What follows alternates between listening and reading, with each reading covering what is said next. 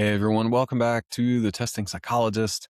I've got a business episode for you today answering a question that comes up so many times in my consulting and Facebook group and membership community.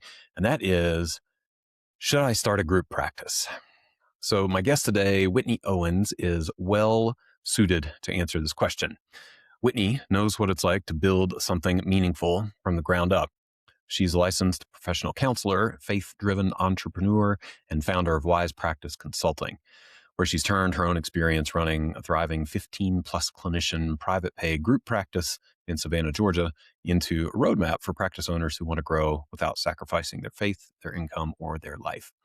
Whitney has, I think, a rare ability to meet practice owners exactly where they are and help them build practices that are not only profitable, but designed around the life they actually want to live. Through Wise Practice Consulting, she brings real-world strategy and faith-based grounding to practice owners who are done settling for burnout and ready to build something that works for their clients and their bottom line and for their calling. Whitney also has a podcast, which you will hear. I will be recording on her podcast, I think tomorrow. So you can go check that out in a couple months as well. But she's also the host of the Wise Practice podcast and creator of the annual Wise Practice Summit, which is a gathering of faith-based practice owners who believe you shouldn't have to choose between a thriving business and a life well lived.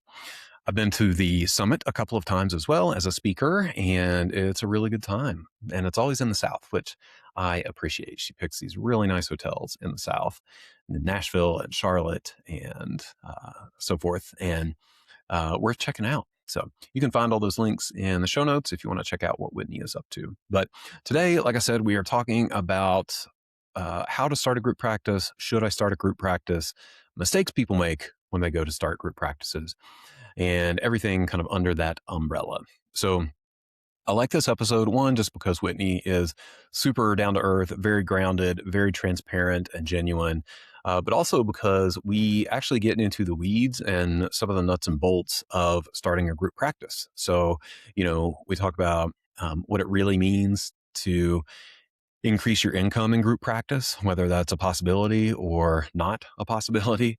We talk about the mindset that is helpful when you're starting a group practice. We talk about referral streams that need to be in place before you start a group practice and many other things. I think there is a lot to take away from this episode. And if you are out there thinking about hiring or growing even or scaling your practice, this is a good one for you. So let's go ahead and get to my conversation with Whitney Owens. Whitney, hey, welcome back to the podcast. Oh, I'm so glad to be with you, Jeremy. Yeah. Good to see you again. It's been a little while. I'm trying to think what we talked about last time. I And of course, I remember. can't remember. Was it private pay? We did, yes, because I actually Ah, really enjoyed that interview, and I remember being like, "Oh, that might have been one of the best ones I've given in a long time." nice. I'm glad to hear that. Yeah. Glad to hear that. Hopefully we can, duplicate and build on that success here today. Make it Yeah, even better. Yeah. yeah. So today we're talking about group practice, when to start a group practice, and maybe on the flip side, when not to start a group practice. I think it's all part of the same discussion. And this is a question that pops up a lot in my audience, and I think many other folks' audience out there. So, first question, always start with, you could talk about a lot of things. You're very accomplished. You've done many cool things over your career, but why focus on this? Oh, well, thank you for saying that. I love having a group practice, and looking back, I was so anxious. I didn't know what I was doing, Hmm. and I think a lot of people would say they were kind of pushed into it, just kinda how you're almost pushed into starting a private practice. Mm-hmm. My caseload was overwhelming, and I didn't know what to do with all the people calling, and then I just started hiring. Yeah. And now that I look back on that, I'm so grateful for that decision, not only because it allows me to eat, you know, and have the mortgage paid for, and my kids can go to Disney sometimes, but it's allowed me to develop a team that I genuinely love. Yeah. Yeah. So That's the best part about it, at least for me, is the team. mhm, you can extend your reach into your community. In a Mhm. community that we know all needs more mental health services, I can find people that I like, bring them onto the team, train them in a way that I feel like is good for people, and then continue to do that good work. And I just love when clients come back, and they say, "Oh, I went to Water's Edge," or here's, you see on social media, Water's Edge this. And then I hear stories of people working with the therapist in my practice that I don't know anything about. You're just like, wow, that's so humbling, the work Mm. that they get to do. And you're just like, wow, I got to create that. Mhm, mhm. Yeah, that's super powerful. I think a lot of group practice owners, hopefully, have those moments here and there. You hear those stories or read something in your Google reviews or something. And it was like something happening behind the scenes. You had no idea, of course, like what all interactions your staff are having. But it does hit. I mean, it hits in a really good way, but in a heavy way too. It's like, oh man. That's pretty amazing. There's a lot that goes into this, especially now. I think, having this conversation now is important because you're probably in a lot of the same Facebook groups that I'm in. And there's a lot of discussion from group practice owners who are trying to get out and don't love it and are burned out and really wrestling with whether this is the right choice. So I think this is a timely conversation. And I agree. yeah, yeah. So, where do you start to think through? I mean, how do we start to think through, is group practice right for me? Where do you start with folks? Hmm. Yeah. I think a big question you have to ask yourself is, do you want to manage a business or not? Yeah. Now, when we're in private practice, you have to manage a business. There's no getting out of that. Hmm. But if you love the clinical work, managing a group practice may not be where you're supposed to be. Now, Hmm. that doesn't mean you can't love it all, but I see a lot of group practice owners who will say, "Oh, I'm going to go get this continuing education, or I'm going to get this certification and do this." And that's great. But then why did you start a group practice? Because the more you grow, you have to work less clinically to run your Hmm. business. And if you continue to see too many clients, you will burn out, be overwhelmed, and honestly, your business won't like you because it won't be fed and it won't grow. And so you've got to know that, hey, I actually also really love investing in therapists. I really love the business side. I love marketing. I love going in the community and speaking at engagements, like all those types of things. You have to enjoy those too, or having a group practice is going to be so daunting. I think another thing you gotta really know, and, people are always amazed when I say this, a lot of people do it for money. I need to make more money, which, hey, Hmm. we all wanna make more money. You Right. have got to get to at least 5 full-time consistent therapists to see a significant change in your income. So a lot of people will hire 2 or 3 part-time people, and then they're frustrated because 'cause they're not making enough money, they're exhausted. I was better when I was a solo practice owner. It is not worth starting a group practice if you're making less money than you did, and you you are gonna be if you don't get to 5 full-time people. Not maybe Hmm. not gonna be, but you won't see a significant difference till you get to 5 full-time, and you just shook your head, so you know what I'm talking about. Yeah, I do. I mean, my rule of thumb that I tell people is you have to essentially 7x your solo income to with clinicians before you start to see like the benefit, so to speak, of a group practice. But 7 and 5, I think, is pretty similar because, like one clinician, it's like a 1-to-1 essentially. Mhm. So let me yeah, walk me through your math. Like you were pretty confident, like you have to hire 5 full-time people. How do you what is driving that reasoning? I wish I could tell you there was this perfect math equation because that would make me sound like a great consultant. But, no, it's really just been from years of watching. Yeah, yeah. Years of watching practice owners. I see some that even get to 5 or 8 therapists, but they're part-time. And they're so Mhm. then I see them and I'm like, "Yeah, because they're not seeing enough clients." Yeah. Yep. Mhm. I think that makes sense. I mean, I'm gonna do something really dangerous and try to do some math on the fly here and see if we can make this work. But, I think about, okay, like if you're running a pretty good group practice, you should have a profit margin of, let's just call it 20% for having a nice round number. And if you have 5 clinicians with a 20% profit margin, theoretically, you're like making 100% of like a full-time clinician income. Does that make sense? Like 5 times 20, 100%, and that equals like a clinician's income. So that kind of replaces your income as the practice owner. I don't know if that actually makes sense, but when I thought about it and started to talk about it, it did. So what, I don't know. Maybe that's one way to think of it. I'm doing my math on my calculator right now. I was like, "Well, if I had it that," because we charge $100 for our associates, $100 an hour for Yeah. therapy. And if we were to bring the 20%, which I think was a very good profit margin, and then if you were to take what they bring in, multiply that by the 20, that's $2,000 per full-time person. So that would give you 8,000. Yeah, Ish. did I say it right? 8 to 10,000? Yeah. Just Yeah. depends on what the profit margin is, I guess, but and you Totally. could live easily off of that, right? Yeah. Well, I guess it I depends on think where you so. live, but I think so. Yeah. But point being, people get into running a group practice thinking, I want some. So there's two components for me. I want passive income. So one, it's not passive, first of all, Mhm. and we can talk about that. But two, you don't actually really see that increase in income, like you said, until you've hired, I think at least five full time folks. That totally makes sense to me. Yeah. Totally, totally. Now something that I see, I'm just gonna go here, Yeah. Yeah. that I see group practice owners when they start out do is doing what someone down the street does. Hmm.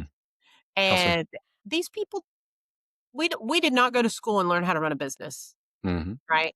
And let Yeah. me tell you, the person down the street that's running a group practice that looks successful, first of all, it Hmm. actually may not be.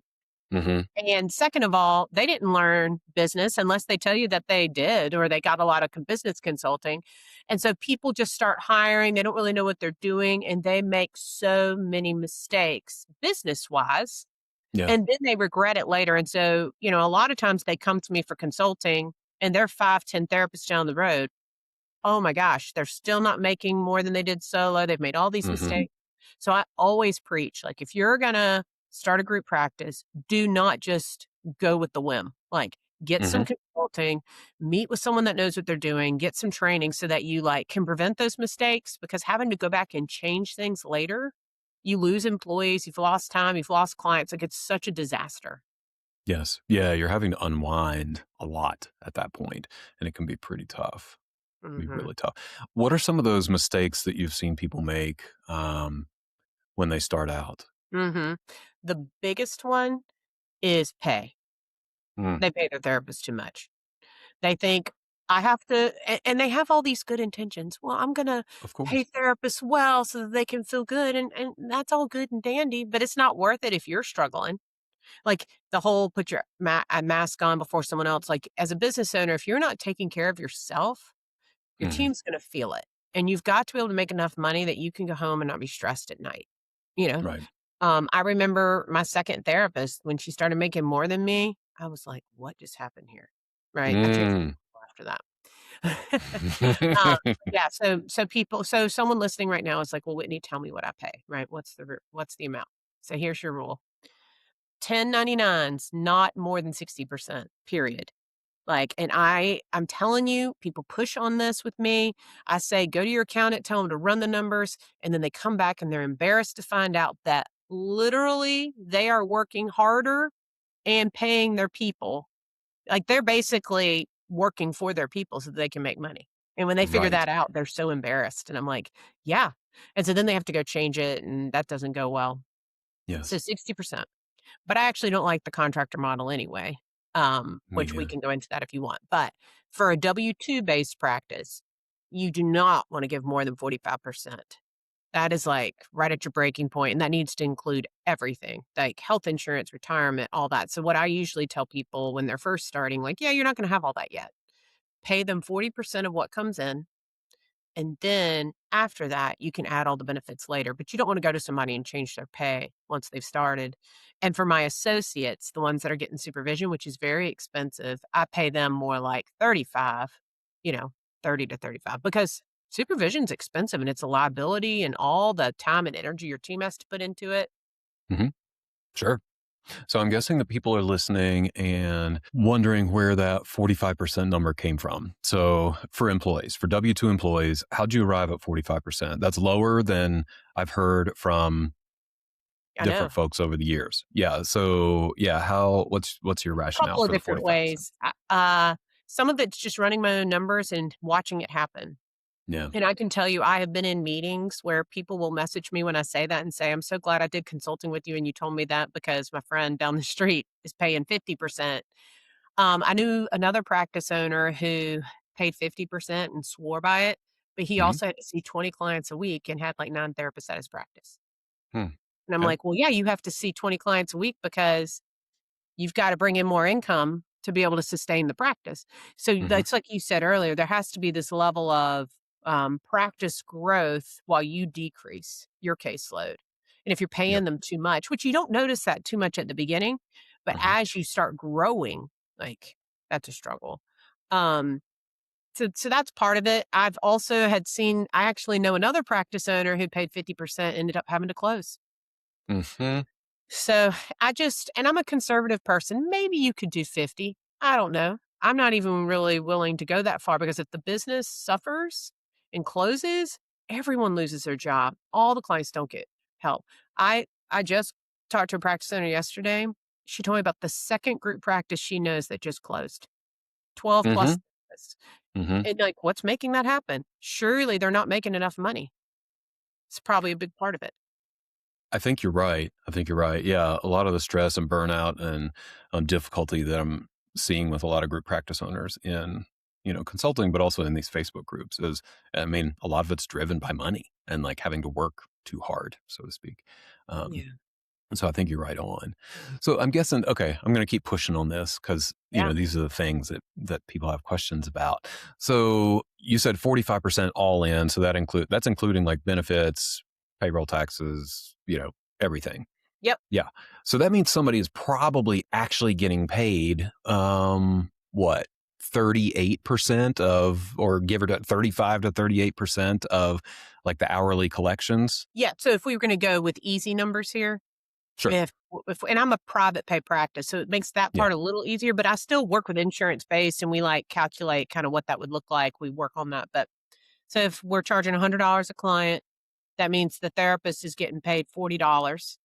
Mhm. That's if they have a full caseload. If they are not having a full caseload, I actually pay them less because it's more expensive to have them Mhm. and it gives them incentive to keep going harder. But yeah, so they're getting 40 and then Mhm. they're getting the health insurance, retirement matching, all that on top of Mhm. that. Yes. Yes. So everything comes in. Yeah. At 45%. Yeah. So I'm guessing there are folks out there who are like, I could never hire anyone with that deal. So how have you made that work? And how do you present this maybe to potential employees or current employees to Yes, I make it love attractive? asking this question, yeah, because I've been thinking about this a lot recently. We have had tons of turnover the past 2 years. Hmm. Now I've had my group practice for, since 18, so the 8 years? Yeah. Hmm. Um, and the last 2 years have been by far the most turnover, Hmm. and so I've done a lot of research, done interviews with the team, put all my data into AI, and, like, really worked Hmm. on, "Okay, what is it that's happening here?" Hardly anyone said it was money. Okay. And I have only had one person who literally said when they put in their notice, "I'm doing this because I need to make more money." Okay. Oh, I think therapists have this idea that that's what it is. It's not. None of us went into this work because we wanted to make a bunch of money. We went into this work because we wanna help people, we wanna connect with one another, and we want a lifestyle that we enjoy, Yeah. right? Now money is important. So, interestingly enough, I had another therapist who said to me, "I'd like to be paid more." And I said, "Okay, tell me more about that." And because I always am open to talking about money. And she said, "Well, when I took the job here, there was a practice down the road that was offering me $5 more an hour, and I could have taken that job." And that's a pretty significant amount 'cause she was a associate level therapist. I said, "Well, why didn't you just take that job?" And she Good said, question. "Because I love the culture and the supervision of what you have here." Hmm. And so much of this is about your culture and what you're creating. Now, I have supervision every week. We have multiple group tracks. We have staff meetings. People can reach out to us. We call attorneys on their behalf. We do everything for these therapists. And that's the culture I wanted to create because when I was in private practice, I was tired of being bogged down with all the phone calls, trying to schedule people, not getting time off, not having health insurance. So I decided with the way I run my business, yeah, you're going to make a little less working here. So you've got to decide that that's the kind of culture you want, but I wanna have a lot of community here, and I'm gonna invest in a really nice space, and I'm gonna invest in supervision that helps you, and when you get licensed, you still get supervision here, you know? Mm-hmm. So Mm-hmm. I have to kinda share that with people, like, we are investing in you and your career, but we're also, giving you a lot of clients, you know? You're gonna get more and, like, even if you went and did private practice, it's gonna be more expensive than working here if you were to look at the whole arc. And that's another thing I have to help people see, like, you're gonna get these other benefits, and if you were to calculate all that in, the package is actually this amount. It's not. Right. Right.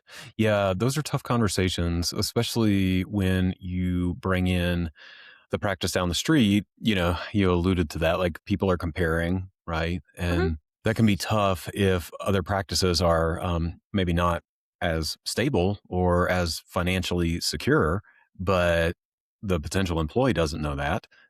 They just see like, hey, they're paying me like 10 or 15% more. But who knows what's going on in the background and if that practice is going to go under in 6 to 12 months, or if the owners are completely burned out, or whatever it may be. Like they don't see that. So, Mhm. but it sounds like you are providing like a pretty high touch, like high care environment for your employees, and that's a big part of the rationale in that quote unquote lower pay rate. Yeah, that's how I think about it. But then I also, when I, like, look at it, I'm like, if you see 25 clients a week Hmm. and you're making a certain amount and you're an associate level therapist, you're not having to pay for supervision outside the practice, Yeah. making 50, 60,000 a year. I know that doesn't Hmm. sound great, but you're still getting your hours. You're Sure. in your education. And so to me, I'm like, it's not terrible. Hmm. Like when you get licensed, you get a significant raise once you get licensed here. Because that's a very different situation. Yeah. Yeah. Okay, I gotcha.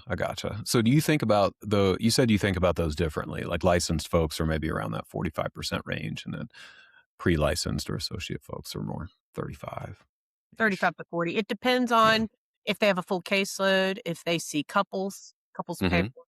We also have a bonus pay structure, so it's Mm. been interesting. Some of the therapists don't like that because they don't like that we're encouraging people to see a lot of clients, but in my mind, I'm like, "Look, they're gonna do it anyway, so I'd Yeah. rather incentivize and give them something for the hard work they're doing." So, if you see more than 25 clients a week, you start making more per client, Yeah. and then at the end of the quarter, you get that bonus. So we did start doing that, and I think that some of those changes made a big difference. People seem Mhm. happier.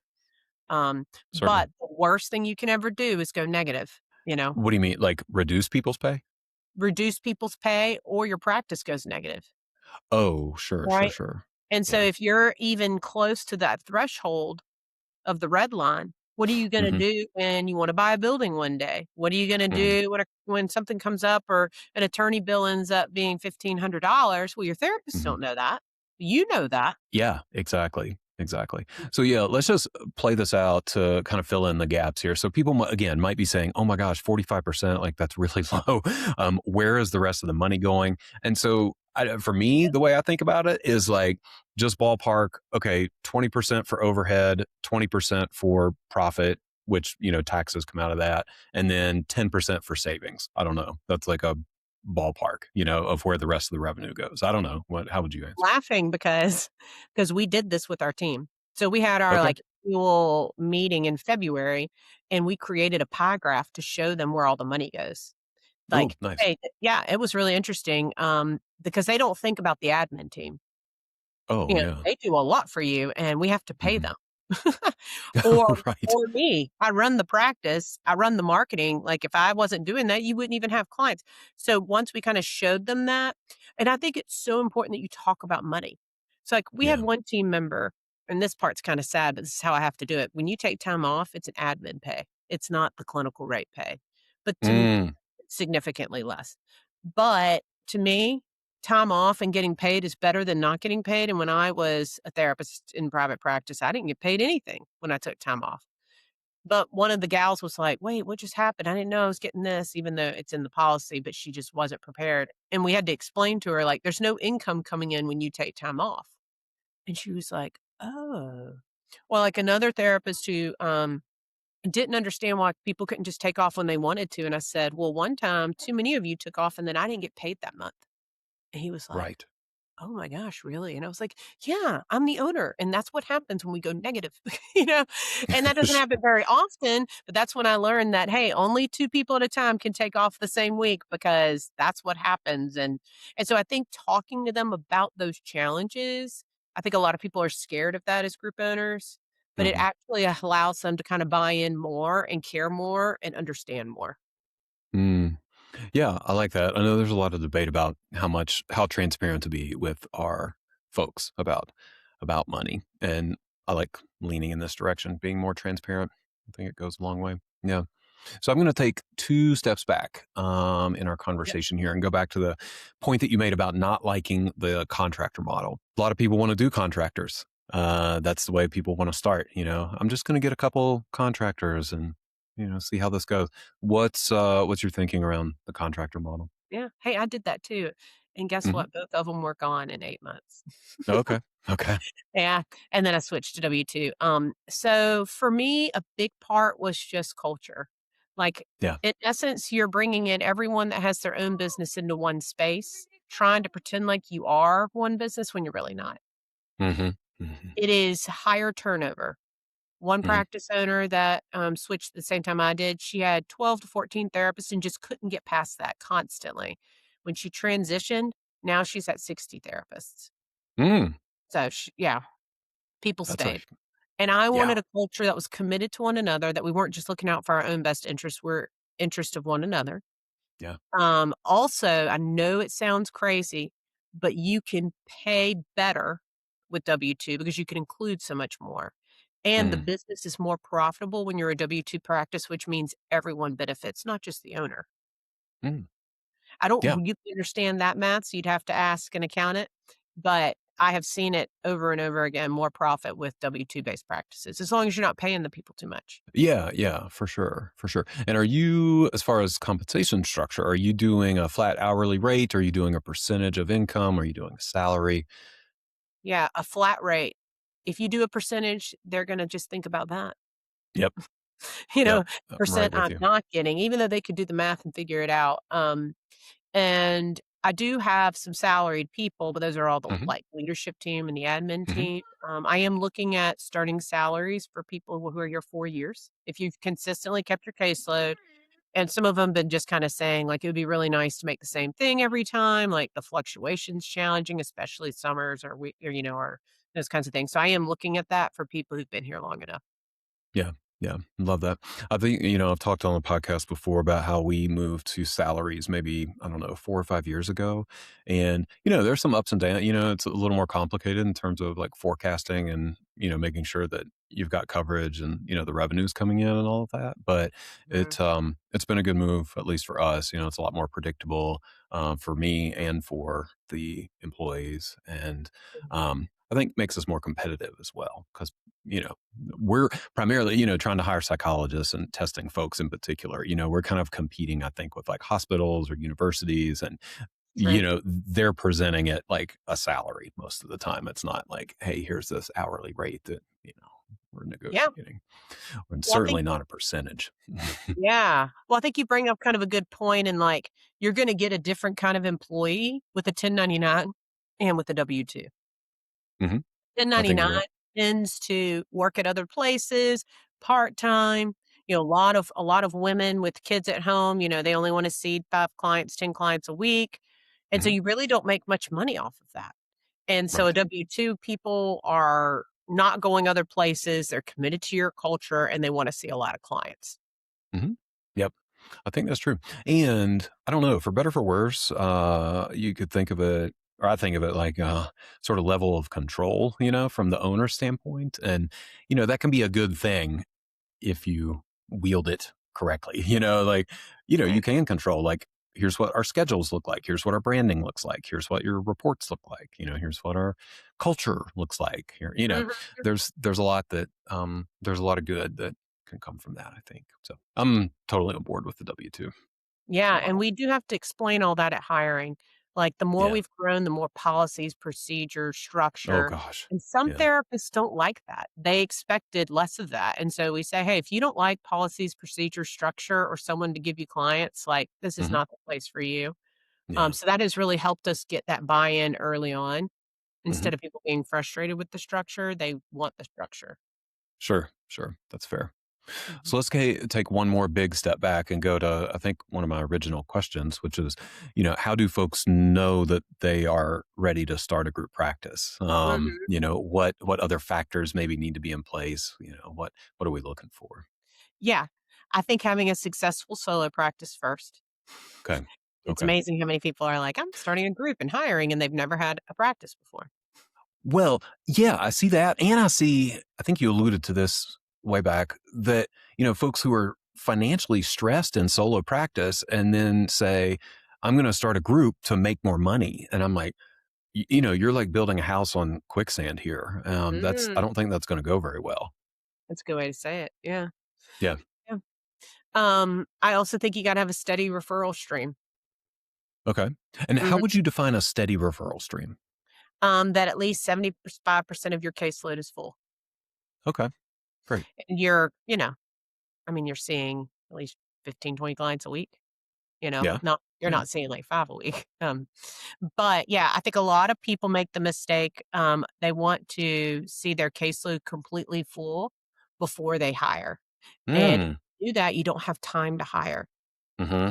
And you gotta make that investment. So, I encourage people to start looking for if you know you wanna start a group practice, start doing it when you're about 75, 80% full, and I say Hmm. the same thing once you are a group practice. You want to hire when everyone is at that point. Don't wait until everyone's full or your certain specialty, EMDR therapist is full because then you're running around and, not able to schedule people, and so that's a good kind of rule of thumb. I I like that. definitely think those are some of them. I think having a good financial sense, you have to be okay with money. You've worked on your money stuff because money fears will really mess with you and being able to make investments. And I would say the best practice owners are ones that are willing to spend money. Okay. Yeah. Say more Mhm. about that. Where do they Yeah. spend money and Mhm. what's that look like? Yeah. I think some of the best ways to spend money is in business consulting, hands down, Mm, because yeah. these are people that have been doing it forever and can save you from a lot of financial mistakes. I'm thinking about one girl, stories come to you as you're talking. This one girl, I was doing consulting with her and I said something to her that was like $1,000 save. And she's like, "Oh my gosh." And I said, "Yeah, that just paid for your consulting." You know, like you don't know what you don't know. And so I think having so that's either maybe you have a consultant or you're in a mastermind group or some kind of membership community where you're getting that information. Sure, social media, Facebook, you might learn something, but honestly, you don't know if those people know what they're talking about. So I you mean, might it's a good point. Yeah, it's true. Yeah. So I'd say that. I would say investing in your SEO website, Google Ads, all that, that's a good investment as long as you're tracking it and making sure it's working. Yeah. Yeah. Investing in your admin team. And a lot of people think, I don't want to hire an assistant because I don't have the money, but they don't pay attention to how they're going to make money by having somebody answer the phones and schedule clients and all that kind of stuff. So that's a big part of my success is making investments like those. And Yes. a lot of people just they want to be successful without having to make investments. And I'm just like, you're not ever going to get there. Right. Would you go so far as to say it is a prerequisite to starting a group practice that you have an admin team of some sort or an admin person at least? And go that far, but it's a great idea. Okay. I didn't. That's why I'm laughing. Made that mistake. I Um, don't know if I did either. Yeah. I had a group for 7 months before I hired my first admin, and I was like, where have I been? It was so stressful, like taking Yeah. calls for two other therapists in my practice. Ugh, Oh, yeah. Yeah. I don't think I did either. So this is a great example of, learn from my mistakes and do that's it right. different. Yeah. It is tough. It's a chicken or egg question, I think. But, at least like having their headed in that direction. Like, hey, I'm going to need admin support and do it sooner than later. 100%. Yeah. Yeah. I'm with you. Let's see. What other aspects, might indicate that someone is ready to start a group practice and in a good space for that? Yeah. I think a lot of people are thinking about it and actually not moving on it. So if you've been Hmm. thinking about it for a while, you're probably more ready than you realize. Okay. I had another gal I spoke to and I was like, "Hey, what is it that you wanna work on?" She's like, "Well, I wanna start a group practice, but I don't wanna do that for at least 6 months." And I said, "Okay, tell me why." She said, "Well, I wanna grow my caseload more. I need to learn more about business. I need to be there." And I said, "Okay, well, tell me about your caseload." She already had a consistent caseload that was coming in.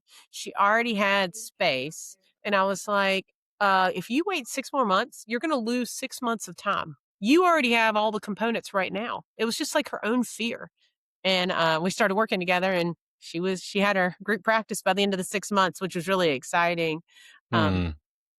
Yeah, so I think people are more set up sometimes than they realize, and if they've Hmm. been thinking about it a while, they should do it, but they need to do it for the right reasons, of course, not just the financial reasons that we've already talked about. Right, right. Yeah. And going into it eyes wide open, I think helps a lot. Like Mhm. we've been talking about. Hey, this is going to be a shift in your role and your time and your finances.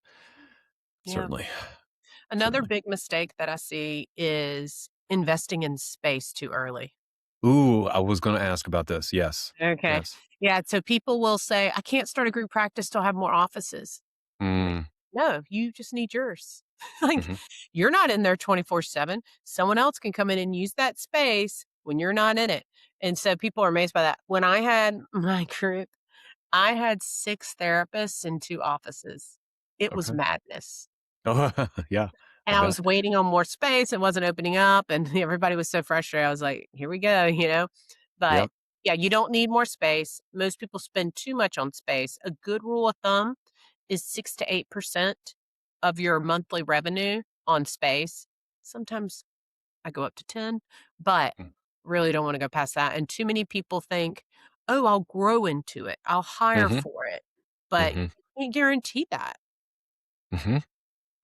It's such a good point. I'm with you on this as well. Like, I'm pretty conservative about office space, and that was one of the biggest, I guess you'd say, mistakes. I mean, it was certainly one of the most stressful times financially in our practice is when I took a huge leap and basically doubled our space and, in a new lease, and then had a lot of pressure and just didn't, hire quickly enough for it to pay for itself before it got stressful. So just to, reinforce that point, like I think you can stretch office space a long way, like further than you think.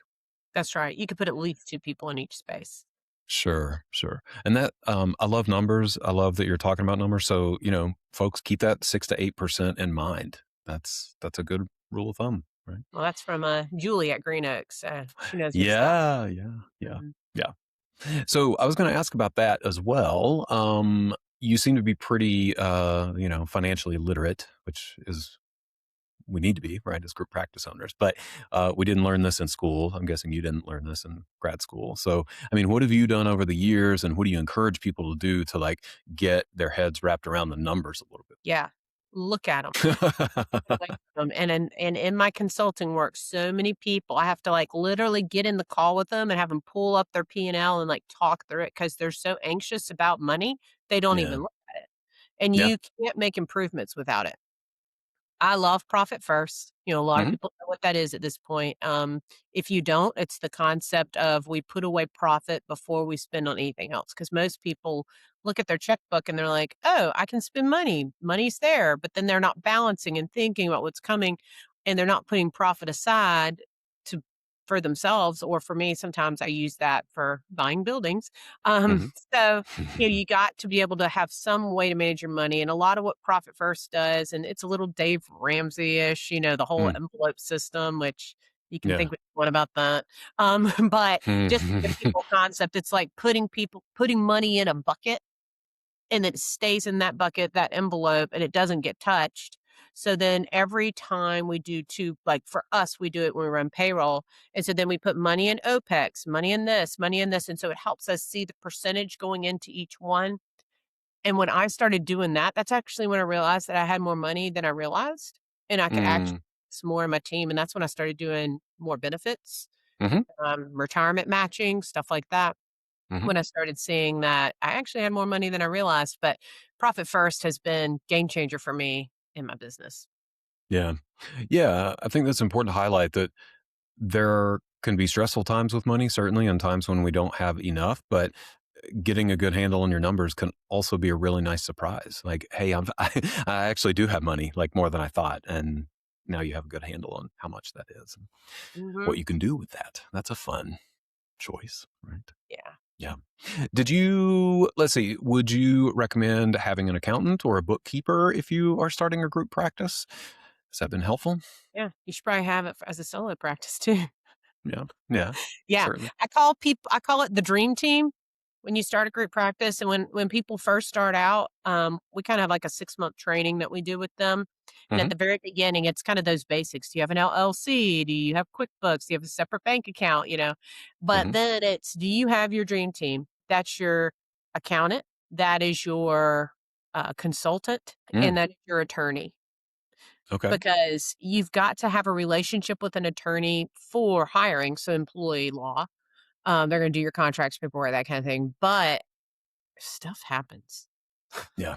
and you're gonna be Sure glad you does. got somebody's phone number. I'm, like, knocking on wood. I haven't had to call them in a little bit, but, yeah, when stuff happens, I need someone right then, and some people will be like, "Oh, I'll call my liability." Well, your liability attorney does that, doesn't do employee stuff, and when stuff happens, you need somebody. Yeah.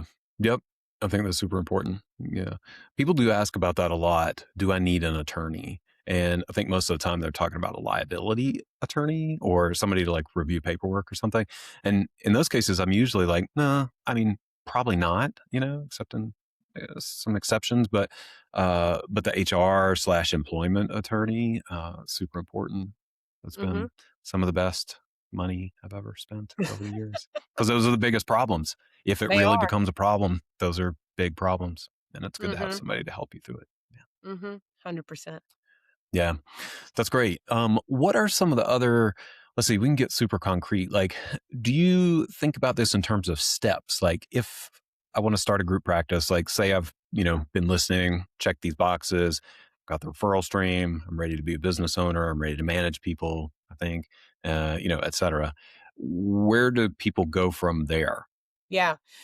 That's great. I love having this step-by-step process. Okay. I think of it as 3 phases. One is kind of the foundation setup phase. So, I was saying we do it in a 6-month time frame, so 2 months for each one. So the Hmm. first part is my practice set up to be a group practice?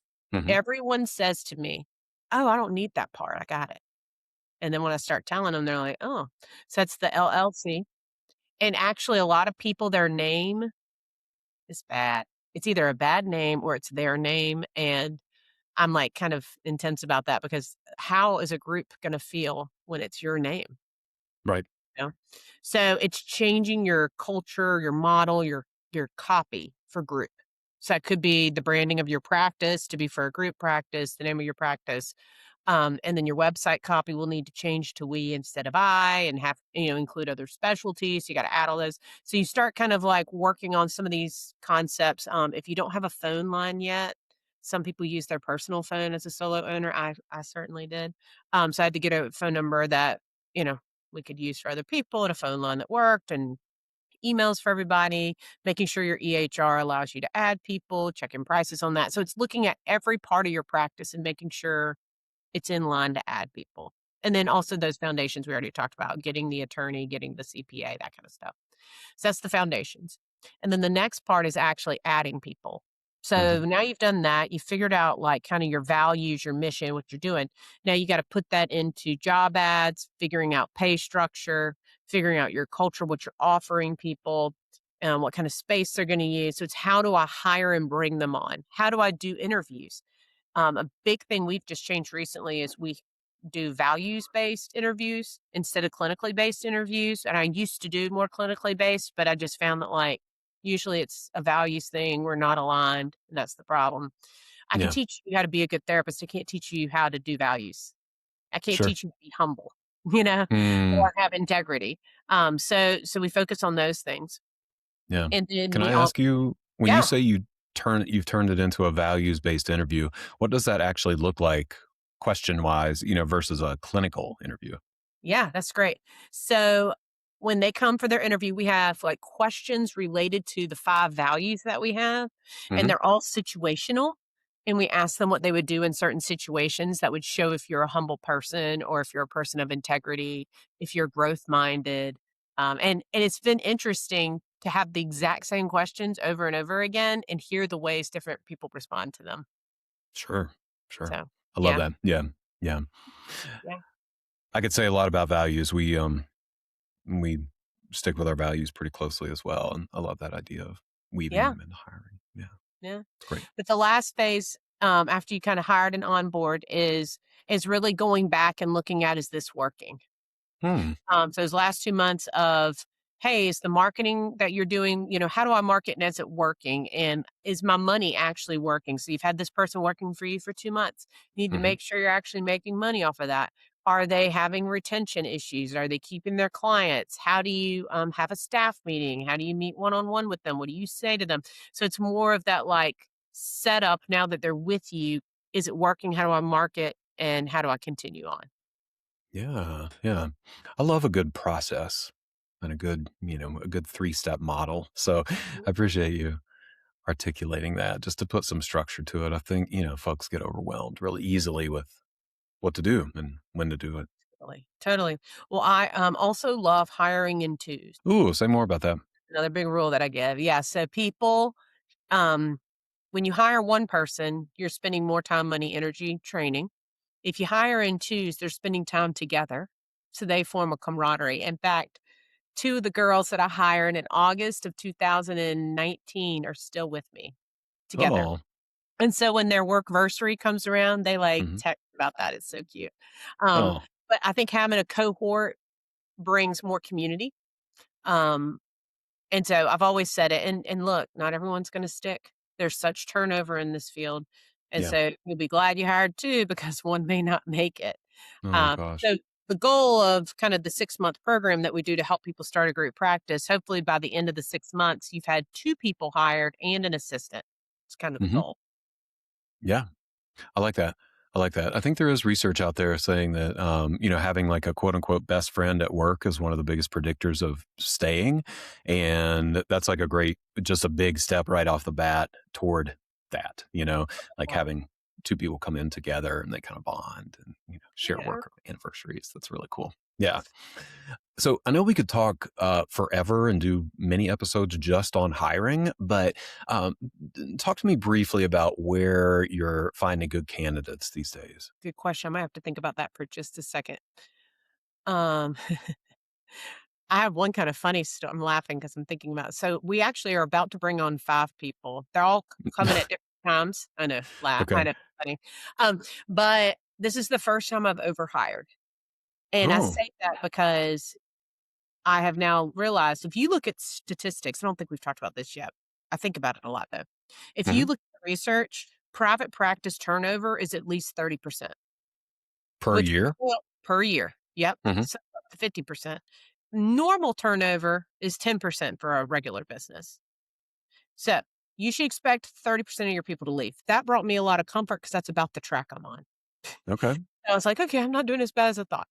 So then I thought, okay, well, I should hire knowing that's going to happen. Right. Because the worst thing that could happen, and you alluded to this earlier, is not hiring fast enough. Right. Yep. So even last year, I think we lost 8 therapists on a team of 17. Oh my gosh. It was brutal. Now, you would think that we would have tanked or we would have gone negative, but Uh we huh. kept up with our hiring, and I was emotional. I'm like, "What, what?" And it was a really awful actually, some really toxic stuff happened. It was the most toxic Oh. year I'd had with team members, and my COO was like, "We're moving on. We're moving on. We're hiring." When I kept being like, "I don't wanna hire. This is such." And now I look back and I'm like, "That was the best thing." That and we improved our, churn ratio. We brought that up a good bit, and so Okay. that made a difference in making more money, but I was like, "Whew," like, we could have been sinkers, you know? Oh yeah. Yeah. Yeah, That's a so huge hit. I mean, half your staff basically. yeah. Well, it's like toxic people spread rumors, all the things happen. Yep. So we Yep. had to, like, nip that in the butt, and now we've made some turns and, we're focusing more on our values, and it's been good in the long run, but talking about the hirings, I've learned you've gotta overhire, so, we we have 5 people coming. We hired 1 2 weeks ago. We're recording this in May, or June. We hired 1 2 to 3 weeks ago, another's coming next week, 2 coming in July, and another is coming in September. Okay. Several of these just email us. As you Hmm. grow and you get a reputation, people just reach out, which is great. Mm-hmm. We hold Mm-hmm. on to every resume. There's like just a folder because you never know when someone's going to quit. So let's just keep all the resumes. But these 2 girls that are coming now are from Mississippi. And so of the 5, 3 of the 5 are wait, no, 4 of the 5 are moving here for Like, no, actually, sorry, 3 of the 5 are moving here for the actual job itself, which I've never hired for people moving here. And then Mhm. one of them was gonna be moving here anyway. So technically 4 of them are moving here, which is crazy to me. But 2 of them went to the same grad school, and they were just looking for cities they'd wanna live in, Okay. and Savannah was on their list. And then one Okay. of them applied, and the other one applied, and then one of them went to class and said, "Hey, I got an interview at this place in Savannah." And the other one was like, "What place?" And she said, "Water's Edge Counseling." The girl was like, "I sent my resume there too. Isn't that funny?" And then they both came here together for their interview, and we're Oh. hiring them together. Oh, that's wild. Great therapists. One does kids, one has EMDR. But I think overhiring is really important. We Mhm. do get a lot of good candidates from Indeed. Okay. So, I mean, you gotta pay attention to that, and sometimes I have to put money on it, sometimes I don't have to put money on it. We've Mhm. gotten a few candidates from LinkedIn, but I really don't get as good a situation with LinkedIn as Mhm. I do and, word of mouth. So, Right. Right. That makes sense. That makes sense. We've had pretty good success with Indeed. Haven't really tried the others. Word of mouth, is great. mhm. But, that's pretty serious to have folks move from out of state for Yeah, a it'll be job. interesting. It'll be Mhm. interesting. Interns are good too. So, we love having Mhm. interns. It's kinda like a glorified job interview, and then if they do really well, we keep them. So, that's another way to hire. Yeah, definitely. And are you distinguishing interns from pre-licensed or associate therapists? Yes, interns Yeah. are in school. Gotcha. Great. Yeah. Great. Yep. Yeah, I'm with you. I've talked about that a lot. Like, our interns and postdocs have been a big part of our hiring pipeline over the years, which is Uh-huh. great. Like you said, extended interview on both sides. That's right. They get to check us out. We get to check Yeah, them out. Yeah. that's right. Fantastic. Fantastic. Let's see. What else feels important here? We've covered a lot of ground in a short period of time. Are there other things that we haven't touched on that you like to emphasize with folks or talk about with folks as they're considering starting a group practice? Gosh, I feel like we've covered a lot of the stuff at the beginning, Hmm. I think a lot of the work I do with people is really just about mindset Yeah. and figuring out, like, don't live in fear. You gotta take risks, have fun in the process because a lot of times we're holding our breath and then we don't enjoy it. Yeah. Um, and I am a huge fan of EOS. Me too. Okay. Yeah. Yeah. Yeah. We could have done Tell a me whole about your experience. Yeah. Yeah, so interesting. So when I was a smaller group practice, when EOS was the fad, what was that in like 2022 or something? That sounds right. Yeah. Yeah. Uh-huh. I remember sitting on a beach. Of course, look at me reading a workbook on the beach. You would tell me, no, Whitney. I'm doing that. And I'm like, this book is stupid. That's what I thought. Dumb book, Nice. another process and procedure that someone thinks they know that's going to save my business, blah, blah, blah, blah, blah. I threw it aside. And then last year, I went to Chicago with our dear friend Uriah, Oh, yeah. and Uriah looks at me and he goes, "You just need an integrator." I said, "What the is an integrator?" He said, "I want you to read this book, Rocket Fuel, and it's gonna help you understand what I'm talking about." So I got Rocket Fuel, and it blew my mind, right? I was like, "I am such a visionary. Oh my Mm. I need balance with the integrator." And really, we're talking about a CEO and a COO, right? I mean, Mhm. that's in essence what it is. It's just a different way to say it that kind of, I love the visionary integrator ideas. Yeah. And then I was like, okay, I'm reading Traction again. So I picked that book up and it made so much sense. And I was like, this is it. And so, really, Traction is the entrepreneur operating system and it's for larger businesses. I think the reason I didn't like it was because I didn't understand how it would help me when I was small. Mhm. And so I'm a rule follower, so I hired a fractional integrator who understands EOS. Okay. Mhm. Nice. And I really was trying to get my consulting business more organized because that felt disorganized and Water's Edge I thought was fine. But then once I started meeting with somebody, I was like, "Ooh, I need this in Water's Edge." And boy, I mean, it was hard to start implementing, but once we did and I got people in the seats and stuff, it's been excellent. The L10 meetings and the traction that we get, I couldn't be more grateful. I do it at Water's Edge, but it's been really interesting to see trying the same process with 2 businesses that make very different income levels, Mhm. have very different staff, Mhm. much harder at Wise Practice, but still still helpful, of course, so Mhm, mhm. yeah, so you I love liked it. that. I did like it, yeah, we, kinda went all in, like, we hired the, implementer and everything, we did, like, the Excellent. 2 years of coaching with the implementer.